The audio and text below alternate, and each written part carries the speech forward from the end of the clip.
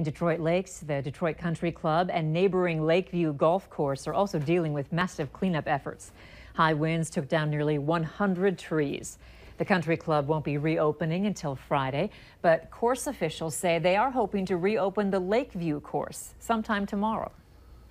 Wow, and that same storm, it tracked so far, all the way from Grand Forks County and Larimore, where it had baseball-sized hail, right into the Ada-Borup area, where it reorganized and then blew in through the Ulen area, causing damage, and Lakes Country boats flipped. It was just a mess, and it was that one storm that was really the big culprit for much of the damage across the region last night. Super intense, wasn't it? It was, absolutely. Yeah. Tonight, a lot quieter. We're all thankful for that. And cooler as well. Here's a look outside as we're starting to see some breaks in those clouds out there. Andrea, your temperature at Hector, 63 degrees with a north breeze at 13 miles per hour. It's 63 as well this hour in Moorhead.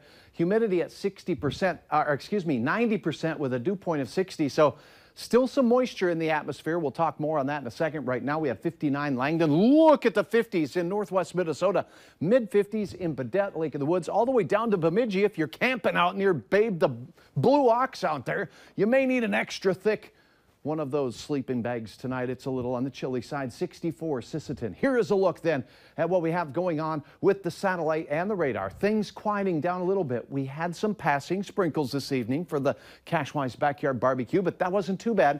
And as forecast, after we get past sunset, this type of activity typically wanes, and that's what we're seeing. Still cloudy for much of the area and still a few drizzle drops showing up on the latest scans here, but it's really decreasing in aerial coverage as we speak. Your hour-by-hour forecast shows another thing to be concerned about in the overnight hours, and let's talk about what that'll be.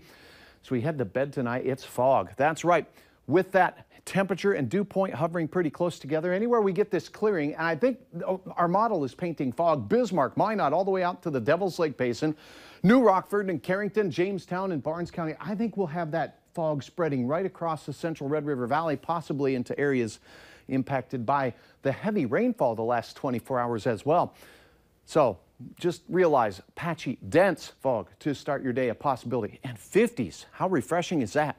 More sunshine west of the Red River to start our first half of the day. Still cloudy with a passing sprinkle or two for Babe the Blue Ox in Bemidji and places east. Other than that, things pretty nice in the afternoon. In fact, the nicest time of the day.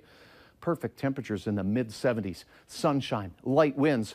Your Thursday night is looking pretty fair, no matter what your activity plans are. Get out and enjoy, because the heat will be back. Tomorrow, clear skies for almost everybody in the evening hours and a mostly moony condition outdoors. Here's a look at your hometown forecast in Fargo. We're expecting 59 to start. Cloudy skies decrease throughout the day, especially late. Temperatures peaking in the low to mid 70s here.